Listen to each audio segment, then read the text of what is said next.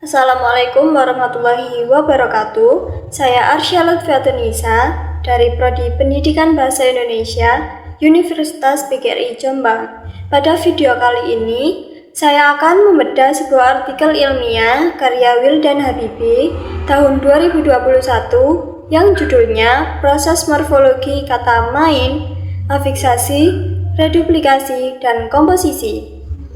Artikel ini diterbitkan di Jurnal Skripsi Mahasiswa.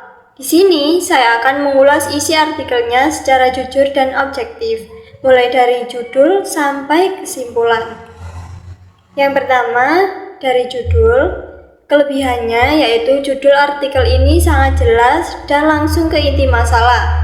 Sebagai pembaca, saya tidak perlu menebak-nebak lagi karena objeknya sudah pasti, yaitu kata main. Dan cara bahasnya juga sangat jelas, yaitu lewat imbuhan, kata ulang, dan kata majemuk. Namun kekurangannya, judul ini terasa terlalu sempit untuk ukuran artikel jurnal, karena hanya meneliti satu kata tunggal saja. Selain itu, judulnya tidak menyebutkan dari mana data kata main itu diambil.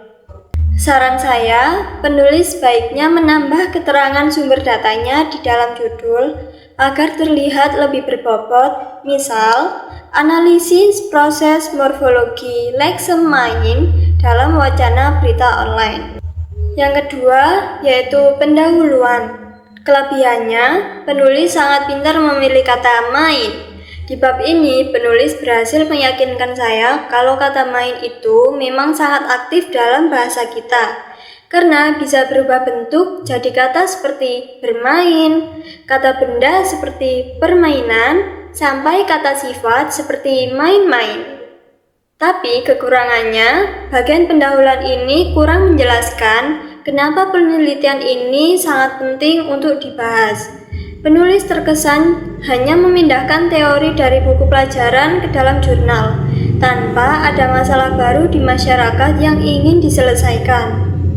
Saran saya, penulis perlu memasukkan fenomena nyata, misal perubahan arti atau salah kaprah penggunaan kata main di media massa saat ini, supaya penelitiannya terasa lebih penting. Yang ketiga, metode penelitian. Kelebihannya, keputusan penulis mengambil data dari teks berita online sudah sangat tepat. Bahasa di media online itu sangat modern, cepat berubah, dan menggambarkan cara masyarakat berkomunikasi saat ini. Namun, kekurangannya, bagian cara penelitian ini kurang jujur dan kurang detail. Penulis hanya menjabarkan kalau datanya dicari melalui kolom berita di internet.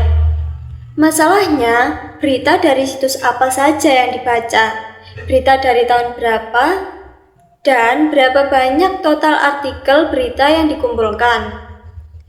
Kalau kurang jelas seperti ini, peneliti lain akan kesusahan kalau ingin mencoba meneliti hal yang sama. Maka saran saya, penulis wajib menuliskan dengan jelas nama-nama media beritanya, batasan tahunnya, dan berapa jumlah artikel yang akan dianalisis. Yang keempat, pada pembahasan. Kelebihannya, bagian inti ini adalah bagian yang paling detail. Penulis sangat rapi dalam mengelompokkan kata dan berhasil menjelaskan arti dari setiap perubahan kata tersebut. Contohnya, penulis bisa menjelaskan dengan baik perubahan makna dari kata bermain menjadi mempermainkan. Namun, ada dua kekurangan yang saya temukan di sini.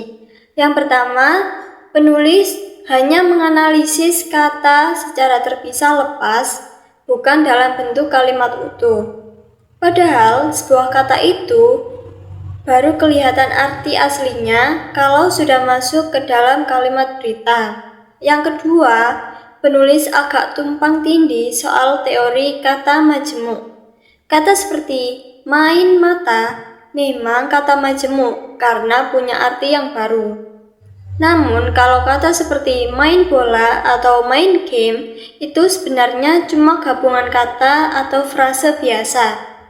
Saran saya, penulis harus menampilkan contoh kalimat utuh dari beritanya dan lebih teliti lagi dalam memisahkan mana yang kata majemuk dan mana yang frasa biasa. Yang terakhir yaitu bagian kesimpulan. Kelebihannya, bagian penutup ini ditulis dengan singkat, padat, dan langsung merangkum total jumlah kata yang berhasil ditemukan oleh penulis selama meneliti. Namun kekurangannya, simpulan ini kesannya cuma seperti hitung-hitungan matematika atau sekedar ringkasan angka saja. Penulis gagal memberikan pandangan luas tentang apa gunanya hasil penelitian ini untuk masa depan bahasa Indonesia. Saran saya, jangan cuma menyajikan angka statistik saja. Penulis harus memberikan kalimat penutup yang lebih berbobot. Misal, menjelaskan bagaimana sifat fleksibel dari kata main ini membuktikan kalau tata bahasa Indonesia itu sangat kaya dan mudah berkembang. Nah, sekian ulasan kritis dari saya untuk artikel ini. Semoga bermanfaat. Wassalamualaikum warahmatullahi wabarakatuh.